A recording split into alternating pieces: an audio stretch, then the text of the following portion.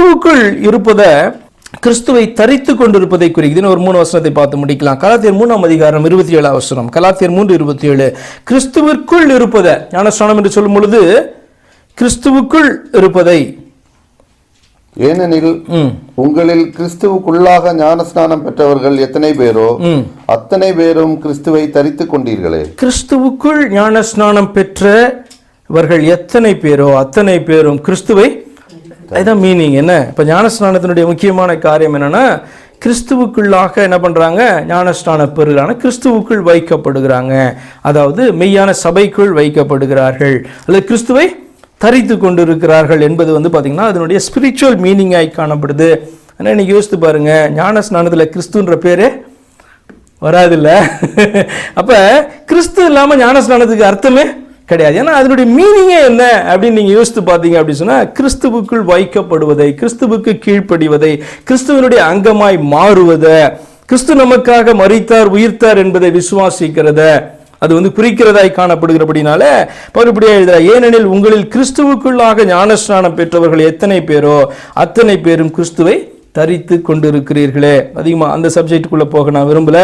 ஞானஸ்நான ஃபார்முலால கிறிஸ்துன்றதே பேரே இருக்காது. சொன்னால் அநேக சபைகள் ரொம்ப இந்த காரியத்தில் வருத்தப்படுவாங்க. சரி, ஓகே.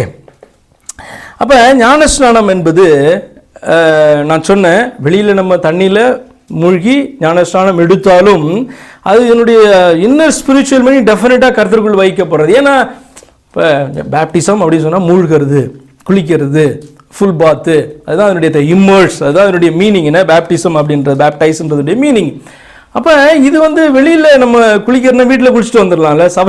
சபைக்கு குளிக்க வேண்டிய அவசியம் கிடையாது. ஐ மீன் நம்முடைய புற அழுக்கை நீக்குகிறது கிடையாது என்று சொல்லி பேதுரு கொஞ்சம் விளங்குற மாதிரி சொல்கிறார் பாருங்க. 1 பேதுரு 3:21 அதற்கு ஒப்பனையான அப்படின்னா என்ன அர்த்தம்?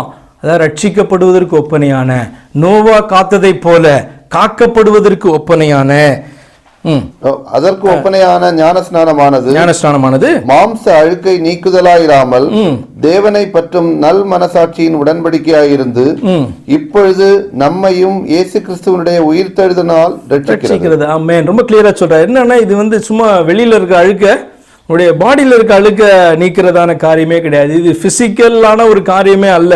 இது உள்ளே காணப்படுகிற நல்மனசாட்சியின் உடன்படிக்கை, ஆண்டவரை ஏற்றுக்கொண்டதான ஒரு காரியத்தினுடைய வெளிப்பாடாக தான் இது காணப்படணும். நான் சொன்னதெல்லாம் உங்களுக்கு புரிந்திருக்கும். நற்கிரியை கூட உள்ள விசுவாசிக்கிறதுனுடைய வெளிப்பாடாய் காணப்படும். அதுதான் நற்கிரியை. அதுக்கு பேர் தான் கீழ்ப்படிதல். கீழ்ப்படியது எல்லாரும் தான் கீழ்ப்படியும். ஒரு பெரம்பு எடுத்து நிட்டிங்கன்னா இப்போ பார்க்குறோம்ல, லத்தி எடுத்து அடித்தா எல்லாம் கீழ்ப்படிறானா இல்லையா? அப்படி கீழ்ப்படிய வைக்கக்கூடாது. சொல்கிறாங்களா ஆண்டவரை கீழ்ப்படினோம், அதுவும் கீழ்ப்படிதல். ஏன்?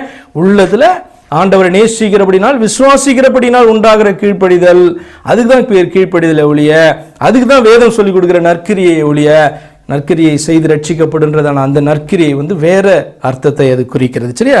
அவுட்டர்லேருந்து உள்ளே போகிற காரியம் கிடையாது, உள்ளேருந்து வரணும். நம்முடைய கீழ்ப்படிதல் உள்ள விசுவாசத்தின் நிமித்தமாய் அது உண்டாக வேண்டும். அது மிக மிக முக்கியமான காரியம்.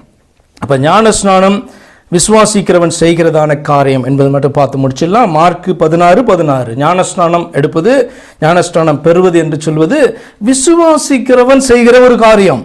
விசுவாசம் உள்ளவனாகி ஞானஸ்நானம் பெற்றவன் ரட்சிக்கப்படுவான், விசுவாசியாதவனோ ஆக்கினைக்குள்ளாக தீர்க்கப்படுவான். இந்த வார்த்தை உங்களுக்கு தெரியும்ல, ஃபேமஸான வேர்டு இல்லையா?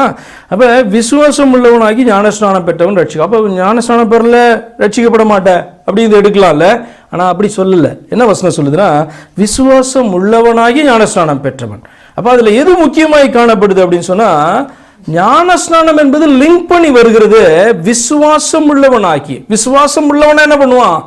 ஞானஸ்நானம் எடுப்பான். அவன் முதலாவது விசுவாசிச்சிருக்கணும், அதற்கப்புறம் தான். ஏன்னா விசுவாசிக்காத வந்தவனை பார்த்து யோவானும் இயேசுவும் என்ன பண்ணாங்க? விரியன் பாம்பு குட்டின்னு சொல்லிட்டாங்க. அப்ப இன்னைக்கும் விசுவாசியாத வரவனை முக்கிய எடுத்தா என்னதான் சொல்லுவாங்க? ஆண்டவர் கொடுக்குறவனே அப்படிதான் சொல்லுவார், எடுக்கிறவனே அப்படிதான் சொல்லுவார் இல்லையா? அப்ப விசுவாசிக்கிறவன் செய்கிறதான காரியம் தான் ஞானஸ்நானம். அதனால தான் பார்த்தீங்கன்னா சபையில் என்ன பண்றோம்? அறிக்கை பண்ண சொல்றோம். இப்படியா, இப்படி விசுவாசிக்கிறியா, இப்படி விசுவாசிக்கிறியா அப்படின்னு ஏன் சொல்லுவோம்? நமக்கு தெரியாது. அவன் உள்ளத்துல என்ன நினைச்சிட்டு இருக்கான்னு நமக்கு தெரியாது. தப்புறதுக்காக ஓடி வரானா அல்லது விசுவாசித்து இந்த காரியத்தை செய்ய வரானா நமக்கு தெரியாது. அதனால தான் அறிக்கை பண்ண நம்ம சொல்லுகிறோம் இந்த கேள்விகளை கேட்டு. அப்ப இந்த வசனம் தெளிவாய் சொல்லுது, விசுவாசம் உள்ளவனாகி ஞானஸ்நானம் பெறுகிறவன். விசுவாசிக்கணும். விசுவாசித்தேன் அப்படின்னு சொல்றவன் அது ஞானஸ்நானத்தினால என்ன பண்ணணும்? வெளியில காண்பிக்கணும். மனம் திரும்பி சுவிசேஷத்தை விசுவாசிக்கிறவன் நற்கிரியை செய்யணுமா அப்படின்னு சொன்னா ஆமா செய்யணும். இல்லைன்னா என்ன பண்ணணும்? எதைதான் கேட்கணும்? நற்கிரியை செய், நற்கிரியை செய், நற்கிரியை செய்ன்னு சொல்றதை காட்டிலும் அவன் கொஞ்சம் ரட்சிக்கப்பட்டிருக்கானா, அவன் சுவிசேஷத்தை ஏற்றுக்கொண்டு இருக்கிறானா, அவன் மனம் திரும்பி இருக்கிறானான்னு சொல்லிட்டு எங்கே தான் போகணும்? அங்கே போய் பார்க்கணும். சரியா இல்லை, இவன் தொடர்ந்து பாவத்திலே ஜீவிக்கிறதுக்கு அவன் விரும்புகிறான், தன்னுடைய பழைய பாதையிலே ஓட விரும்புகிறான் அப்படின்னு சொன்னா, இல்லை நீ இதை செய் ரட்சிக்கப்பட்டுருவான்னு அவனை பார்த்து சொல்லுகிறது வேஸ்ட்டு. அதுக்கு பதிலாக என்ன பண்ணணும்? சத்தியத்தை அவனுக்கு சொல்லி கொடுக்கணும். உண்மையிலே அவன் மனம் திரும்பி இருக்கானா, ஆண்டவரை ஏற்றுக்கொண்டு இருக்கிறானா, சுவிசேஷத்தை அறிந்திருக்கிறானா என்று சொல்லி அதை டெஸ்ட் பண்ணி பார்த்தீங்க அப்படின்னு சொன்னால் தெரிஞ்சிடும். என்ன பண்ணிருக்க மாட்டான்? ஆரம்பத்தில் அந்த பேஸே அவனுக்கு வந்திருக்காது. அவனை இன்னைக்கு நற்கரியை பண்ணுன்னா என்ன பண்ணுவான்? முன்னாடி பண்ணிட்டு வீட்டுக்குள்ளே போய் பழைய வாழ்க்கைக்கு தான் ஓடும். அப்போ பாருங்க, இவைகளெல்லாம் ரொம்ப ஒன்றோடு ஒன்று தொடர்பு படுத்தப்பட்டதான வார்த்தைகளாக இருக்கிறபடினால எதையுமே என்ன பண்ணக்கூடாது? நீங்கள் பிரித்து பார்க்கக்கூடாது.